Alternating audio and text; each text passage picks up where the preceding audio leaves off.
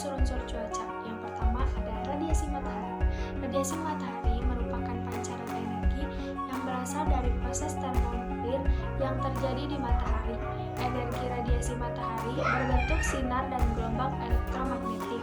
Ada dua spektrum radiasi matahari, yaitu yang pertama sinar gelombang pendek.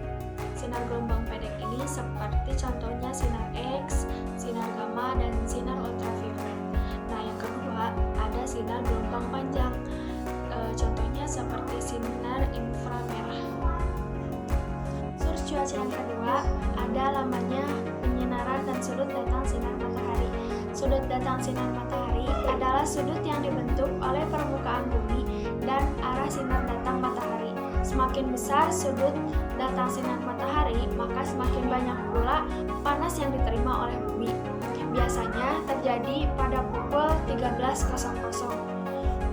Lamanya matahari bersinar cerah pada permukaan bumi dihitung dari mulai terbit hingga terbenam. Cuaca yang ketiga yakni suhu udara. Suhu udara merupakan parameter yang menyatakan keadaan panas atau dinginnya udara dengan satuannya derajat. Adapun faktor yang mempengaruhi suhu ada 4, yakni durasi penyinaran matahari, yang kedua sudut datang sinar matahari, yang ketiga relief permukaan bumi, dan yang keempat banyak sedikitnya awan. Cuaca yang keempat yakni kelembapan udara. Kelembapan udara merupakan kondisi uap air di dalam udara pada suhu tertentu. Adapun faktor yang mempengaruhinya yakni suhu, tekanan udara, pergerakan angin, ketinggian tempat, radiasi matahari, vegetasi, ketersediaan air, dan kerapatan udara. Unsur cuaca yang kelima yakni tekanan udara. Tekanan udara merupakan berat dan massa udara atau molekul-molekul udara yang berasal dari berbagai gas yang ada di atmosfer yang dipengaruhi oleh gravitasi bumi. Semakin tinggi suatu tempat, maka tekanan udaranya semakin rendah karena tekanan udara akan menyebar ke segala arah yang diakibatkan oleh molekul dan atom yang bergerak secara bebas. Unsur cuaca yang keenam yakni penguapan. Penguapan adalah perubahan molekul zat cair menjadi gas. Ada 3 jenis penguapan. Yang pertama, evaporasi. Evaporasi merupakan penguapan yang terjadi dari makhluk tak hidup, seperti contohnya tanah. Yang kedua, ada transpirasi, merupakan penguapan yang terjadi dari makhluk hidup, seperti contohnya tumbuhan. Nah, yang ketiga, ada evapotranspirasi, merupakan penguapan yang terjadi dari keduanya, yakni makhluk hidup dan makhluk tak hidup. Yang ketujuh, ada penutupan awan. Penutupan awan adalah fraksi langit yang dikaburkan oleh awan ketika diamati dari lokasi tertentu yang berkorelasi dengan durasi sinar matahari. Nah, unsur cuaca yang ke-8 ada kecepatan dan arah angin.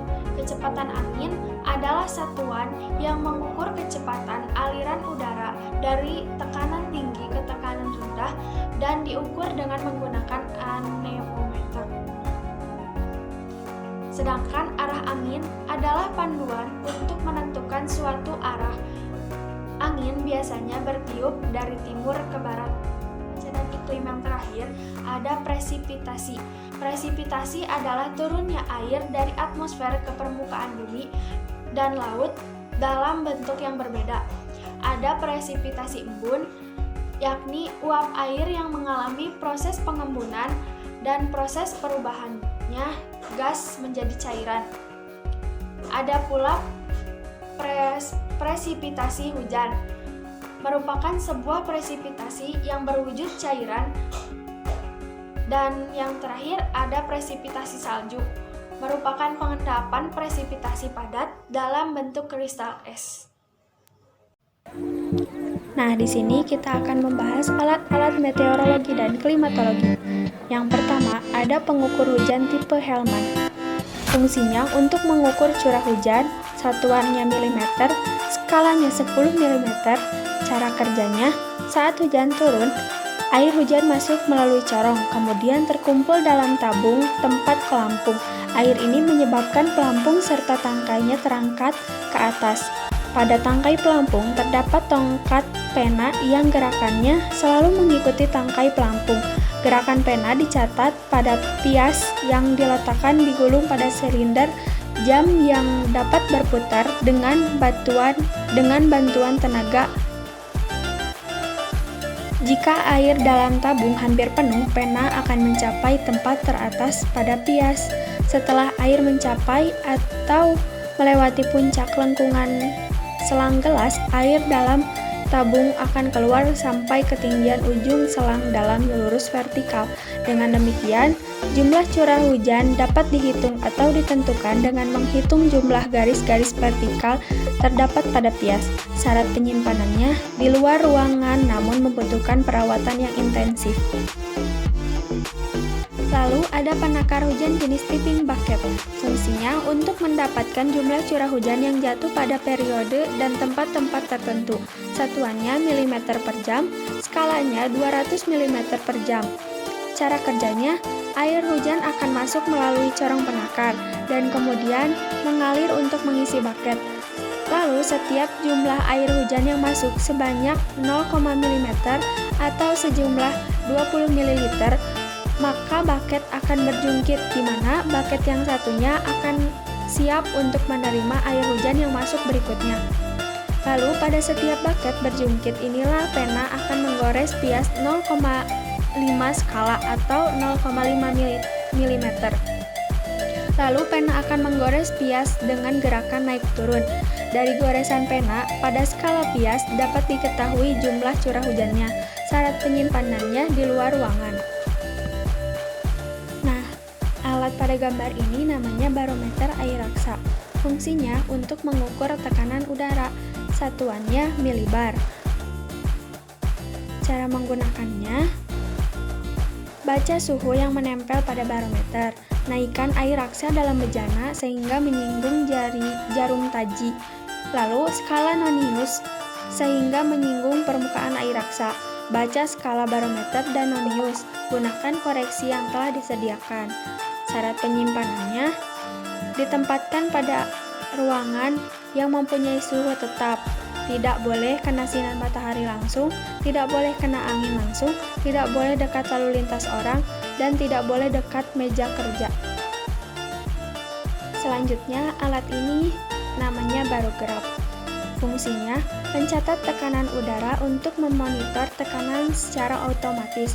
Satuannya milibar. Skalanya umumnya antara tekanan udara 970 sampai dengan 1050 milibar. Cara kerjanya, pengukuran dilakukan seminggu sekali dengan cara mengambil kertas pias yang secara otomatis telah mencatat hasil kelembapan udara. Syarat penyimpanannya disimpan di dalam tabung. Lalu alat ini disebut altimeter.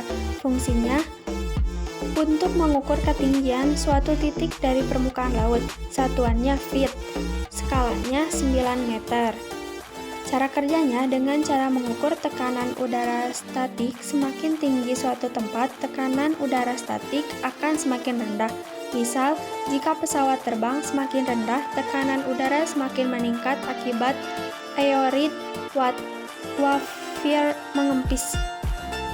Selanjutnya, alat ini disebut termometer bola basah dan bola kering. Fungsinya untuk mengatur temperatur udara. Satuannya Celcius atau Fahrenheit, skalanya 50. Cara kerjanya, termometer bola basah dalam proses kerjanya dihubungkan dengan udara luar melalui kain muslin yang dihubungkan dengan air. Pada dasarnya, alat bekerja melalui proses penguapan. Pada saat suhu naik, maka air yang ada pada kain muslin akan menguap sehingga air raksa dalam pipa kapiler bergerak turun dan menyusut. Syarat penyimpanannya harus ditempatkan pada tempat tertentu, yaitu pada sangkat meteorologi. Lalu, alat pada gambar ini disebut termometer maksimum dan minimum. Fungsinya untuk mengukur suhu udara. Satuannya Celcius, skalanya dari min 20 derajat Celcius hingga 50 derajat Celcius. Cara kerjanya, jika terdapat penurunan suhu udara, maka alkohol dalam reservoir akan menyumbat sehingga alkohol dalam pipa kapiler akan mengisi ruang hampa yang terjadi dalam reservoir. sehingga indeks yang ada di dalam pipa kapiler ikut menggeser sesuai dengan penurunan suhu udara saat itu. Syarat penyimpanannya harus ditempatkan pada tempat tertentu, yaitu pada sangkar meteorologi. Nah, alat yang satu ini disebut termograf. Fungsinya untuk mengukur suhu dan kelembapan secara mekanis. Satuannya Celcius, sedangkan untuk kelembapan persentase atau persen. Cara kerjanya, satu ujung bimetal dipasang pada kotak dengan sekrup penyetel halus sehingga letak pena dapat diatur. Ujung lain dihubungkan ke tangkai pena melalui sumbu horizontal sehingga dapat menimbulkan trek atau rekaman pada kertas bias yang berputar 24 jam per rotasi. Jika temperatur naik, ujung bimetal menggerakkan tangkai pena ke atas dan sebaliknya. Syarat penyimpanannya harus ditempatkan di sangkar apabila dipakai untuk mengukur atmosfer. Nah, yang terakhir ada Armstrong Pear Heliometer. Fungsinya untuk mengukur intensitas radiasi matahari secara langsung. Satuannya S. Cara kerjanya, tabung diputar mengikuti gerakan matahari sehingga sinar selalu jatuh tegak lurus ke permukaan sensor. Pada bagian ujung atau muka tabung terdapat tutup yang dapat diputar terhadap permukaan silinder. Syarat penyimpanannya, penutup ini berfungsi sebagai pelindung sensor terhadap matahari dan juga sebagai pemutus dan penghubung kontak listrik. Nah, sekian dulu yang bisa aku jelasin. Terima kasih telah menonton video ini. Jangan lupa like dan subscribe-nya ya.